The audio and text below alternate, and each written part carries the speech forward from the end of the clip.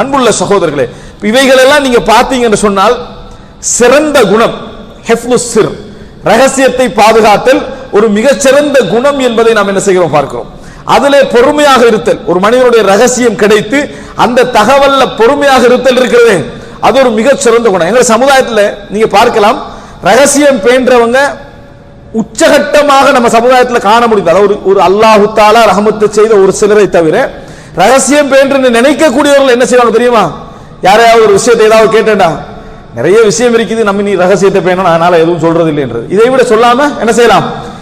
நிறைய விஷயம் இருக்குது, என்னால் இஸ்லாம் ரகசியத்தை பேண சொல்லுது, அதனால நான் சொல்வது இப்படித்தான் பேணுறது ரகசியம். இப்படி பேண அர்த்தம் என்ன? அதை விட வேற ஏதாவது தேவையா இருக்கு? ஏனென்றால் உலகத்துல பொதுவாக சொல்றது ஆகப்பெரிய சோதனை. பொதுவாக சொல்வதுதான் ஆகப்பெரிய சோதனை. விஷயத்தை சொல்லிட்டாலும் இதைத்தான அந்த ரகசியம் என்றார்னு உங்களுக்கு தெளிவா விளங்கும்.